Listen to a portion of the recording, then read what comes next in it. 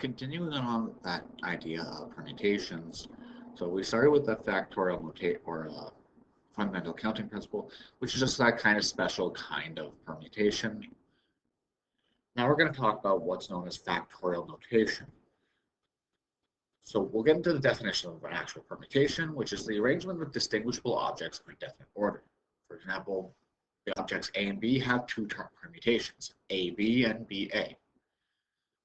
If we're looking at this, though, that obviously means that order matters. So taking object 1 first and then object 2 is different than object 2 than object 1. It's like, what do you put in your bowl first? Do you put the cereal or do you put the milk? Put the milk first? Well, we're not talking. Anyways, factorial notation is basically a concise representation to produce consecutive natural numbers, descending natural numbers. So your natural numbers are 1, 2, 3, 4, 5. There's no 0. I'll talk about the 0 factorial in a second. So all that this is saying is that n factorial, that's what that exclamation point means. All it means is starting at n and multiplying by every single number that's just less than it, going down by ones until you get down to 3, 2, 1. So for example, 5 factorial is 5 multiplied by 4 multiplied by 3 multiplied by 2 multiplied by 1. Now you do actually have a factorial button on your calculator. On the 30x2s, you just have to type in 5 first. Then you press the PRB, which is the kitty corner to the second, or it's just below your DRG, right beside your log. You'll see the NPR, NCR, and then there's the exclamation point. So scroll over to the right, exclamation, select it, press equals, and you should get 120. So if we evaluate these, so 10 factorial, same thing, 10. So it would be 10 times 9 times 8 all the way down till 3, 2, 1. Now it's obviously more time consuming to press 10 times 9 times 8 times 7, so on and so forth. So that's why we use that factorial button. So 10, PRB, 2 over to the right, select that factorial, and we get 3,628,800. It's simple as that. Now when we do this one, I'm going to do it 2 ways. The first one, I'm going to do it the long way, and then we're going to do it quite quick and short. So 12 factorial means 12 times 11 times 10. Sorry, 10. I say it and I don't write it. That's super. Times 9. Now I'm going to actually leave that as 9 factorial. The reason for it is I'm going to save myself a whole bunch of work. 9 factorial. I'm just going to leave that, and then I'm just going to write 3 times 2 times 1 for the 3 factorial.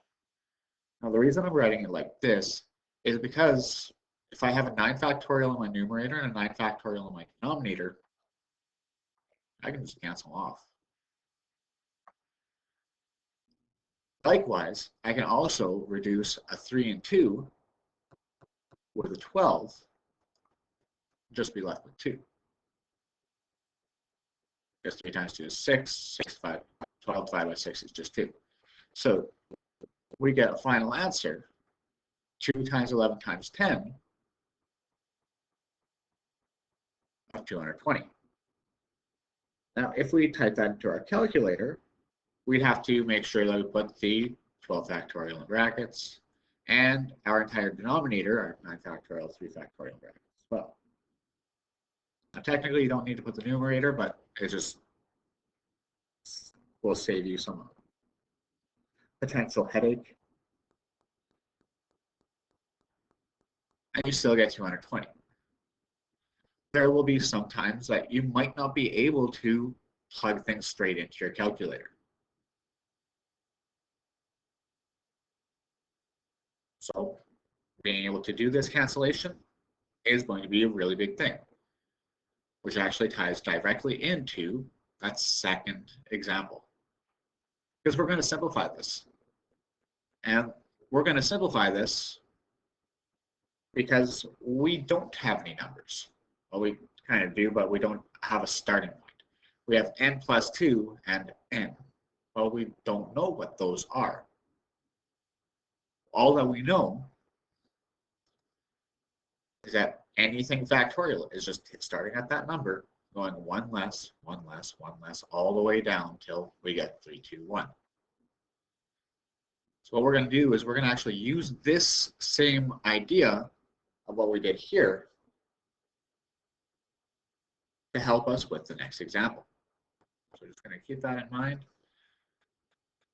So I like starting with the higher number. It's just a lot easier. N plus 2 is higher than n. So if I start with n plus 2, 1 less than n plus 2 will be n plus 1. Now that's not going to help us with anything quite yet until we get down to our lower number than n plus 1. 1 less than n plus 1 would be n plus 0, or in other words, n, which is actually exactly where we need to be. Because we keep on going down further, we just have to add the n factorial, because it would still be going on and on and on until we get down to the 3, 2, 1.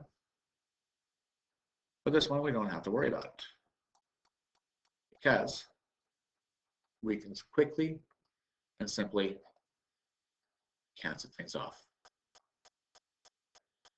I know in your textbook you might have, I think you'll have 2 options. I would like you to be able to expand. So going back to that grade 10 scale, well actually grade 9, but we distribute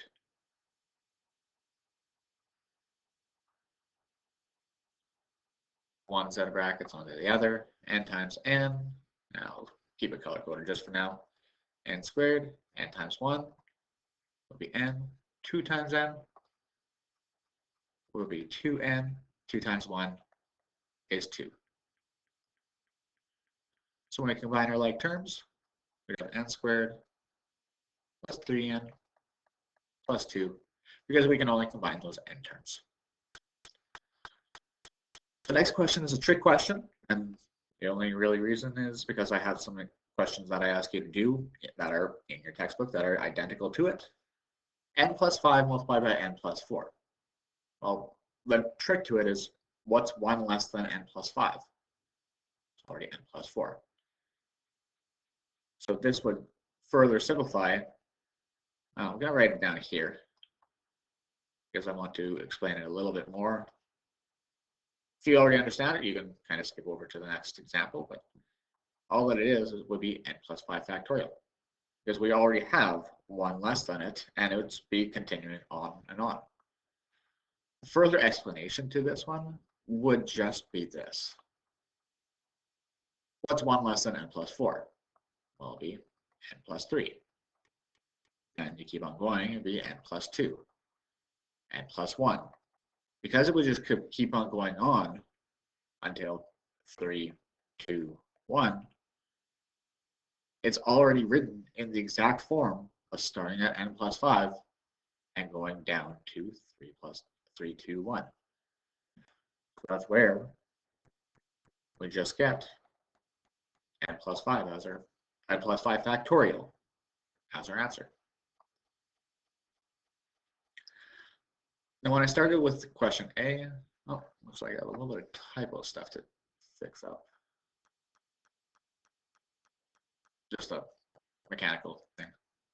You guys don't have to worry about that. But note how I had said, start with the higher number. Now, in n plus 2, n plus 2 is your higher number.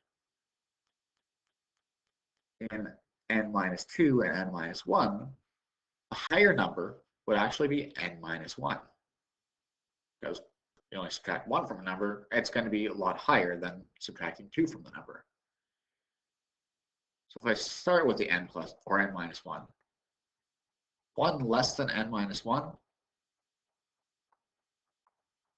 will be n subtract 2.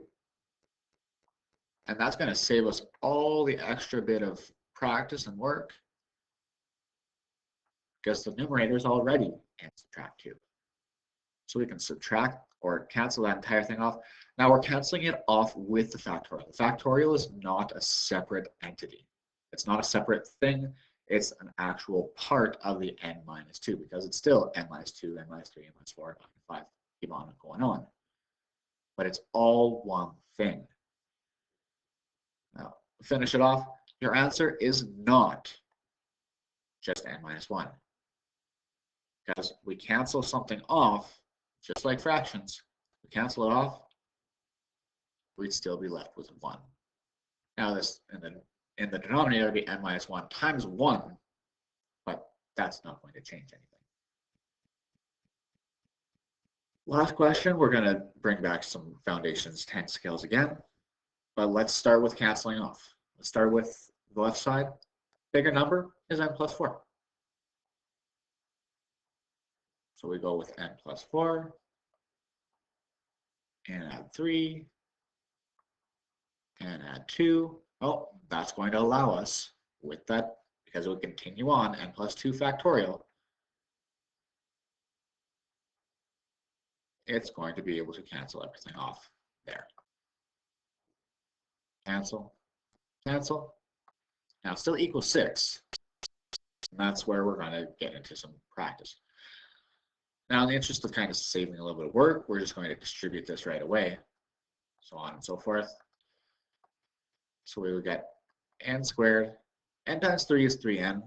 4 times n would be 4n. So you can combine it together and you get 7n. 4 times 3 would be 12.